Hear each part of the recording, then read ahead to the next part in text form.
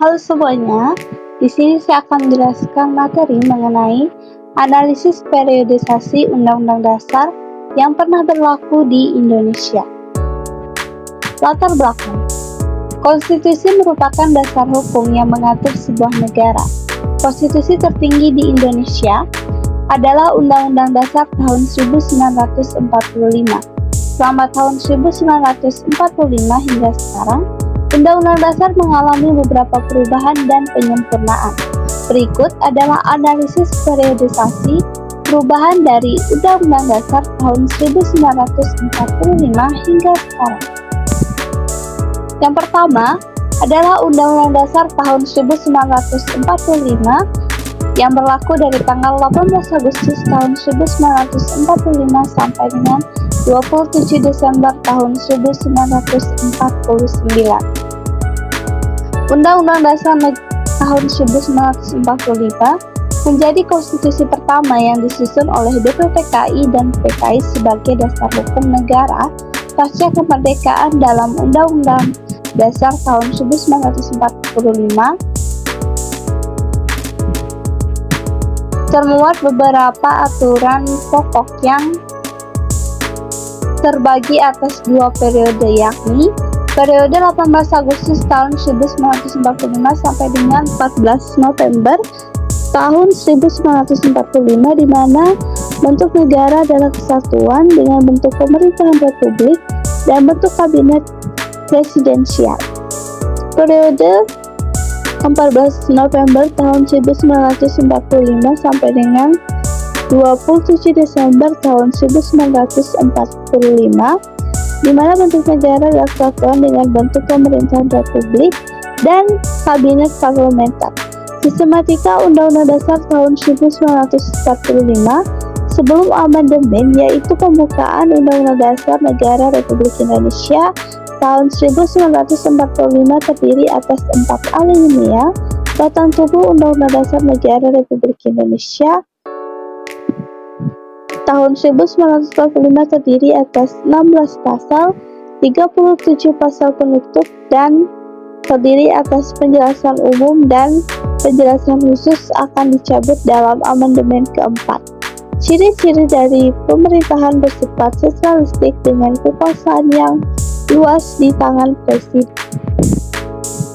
Yang kedua adalah Konstitusi Republik Indonesia Serikat yang berlaku dari tanggal 27 Desember tahun 1949 sampai dengan 17 Agustus tahun 1950. Konstitusi RIS muncul akibat kesepakatan Konferensi Meja Bundar KMB yang menyepakati dibentuknya negara Republik Indonesia Serikat bersama Belanda. Konstitusi Undang-Undang Dasar Republik Indonesia Serikat disahkan melalui keputusan Presiden pada tanggal 13 Januari tahun 1950 dan diundangkan pada 6 Februari tahun 1950. Ciri-cirinya adalah pemerintahan federal dengan otonomi luas bagi negara bagian, di mana dengan bentuk negara federasi atau serikat dengan bentuk pemerintahan republik dan bentuk kabinet parlementer. Sistematika Konstitusi Republik Indonesia Serikat tahun 1945 yaitu pembukaan Mukadimah terdiri atas 4 alinea, batang tubuh terdiri atas 6 bab dan 197 pasal. Undang-Undang Dasar sementara tahun 1950 yang berlaku dari tanggal 17 Agustus tahun 1950 sampai dengan 5 Juli tahun 1959. Konteks Indonesia kembali ke negara kesatuan tetapi dengan sistem pemerintahan parlementer yang demokratis. Dengan ciri-ciri, presiden hanya sebagai kepala negara sedangkan kekuasaan eksekutif dijalankan oleh Perdana Menteri dan juga kabinet. Dengan bentuk pemerintahan dan kabinet berdasarkan Undang-Undang Dasar sementara tahun 1950 yaitu bentuk negara kesatuan dengan bentuk pemerintahan republik dan bentuk kabinet parlementer.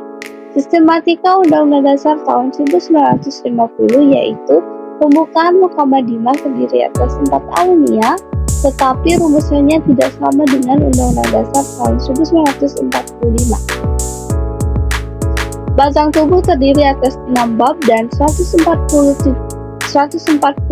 pasal.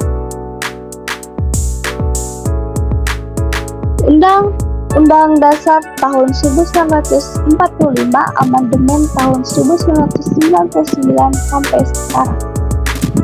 Presiden Soekarno mengeluarkan dekret presiden untuk kembali menggunakan Undang-Undang Dasar tahun 1945 dengan alasan kegagalan konstituante menyusun konstitusi baru, di mana ciri-cirinya adalah sistem presidensial yang sentralistik dan kewenangan besar di tangan presiden, dengan bentuk negara kesatuan dan bentuk pemerintahan republik dan bentuk kabinet presidensial.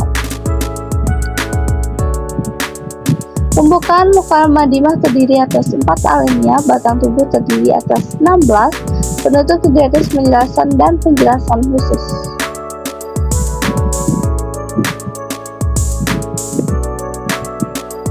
Undang-Undang Dasar tahun 1945 mengalami perubahan sebanyak 4 kali, yaitu Amandemen 1 pada 19 Oktober tahun 1999, Amandemen 2 pada 18 Agustus tahun 2002, dan Amandemen 3 pada 10 November tahun 2001, dan Amandemen 4 pada 10 Agustus tahun 2002. Kelebihan dan kekurangan Undang-Undang Dasar tahun 1945. Kelebihannya, yang pertama adalah menyederhanakan struktur pemerintahan dan cepat diterapkan dalam situasi darurat. Yang kedua adalah memberi kekuasaan luas menjaga stabilitas negara. Ya, selanjutnya kekurangannya adalah kekuasaan presiden yang besar dan memunculkan otoritarianisme.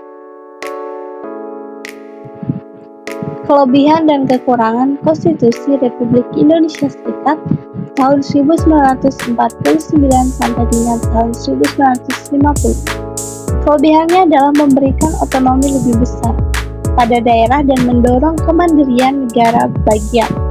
Yang kedua adalah menerapkan sistem parlementer yang lebih demokratis.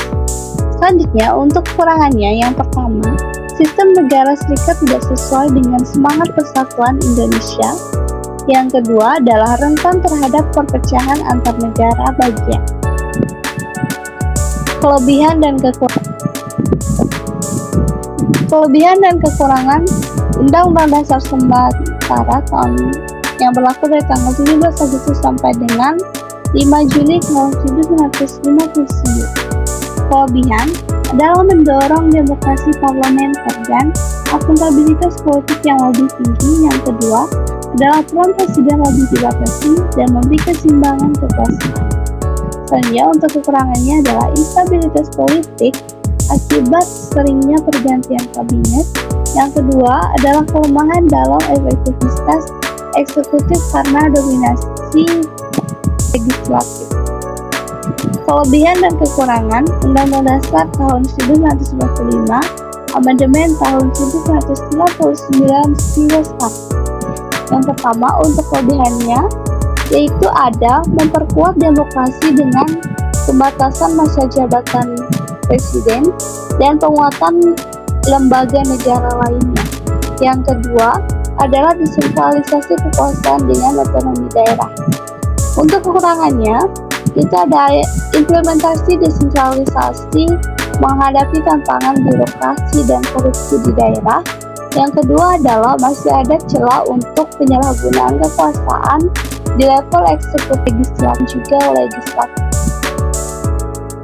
Kesimpulan yang bisa kita dapatkan dari analisis periodisasi Undang-Undang Dasar yang pernah berlaku di Indonesia, yang pertama adalah perjalanan konstitusi Indonesia menunjukkan dinamika dalam mencari sistem pemerintahan yang ideal. Yang kedua, Undang-Undang Dasar tahun 1945 dipilih kembali setelah periode konstitusi parlementer yang dianggap tidak stabil. Yang ketiga adalah amandemen Undang-Undang Dasar tahun 1945 pasca reformasi menjadi upaya untuk memperbaiki kelemahan dalam sistem presidensial sekaligus mengakomodasi prinsip-prinsip demokrasi dan juga otonomi daerah. Oke, sekian materi yang bisa kami sampaikan. Mohon maaf apabila ada salah kata dan kami ucapkan terima kasih. Oke, sekian materi yang bisa kami sampaikan. Mohon maaf apabila ada salah kata dan kami ucapkan terima kasih. Oke, sekian materi yang bisa kami sampaikan. Mohon maaf apabila ada salah kata dan kami ucapkan terima kasih. Oke.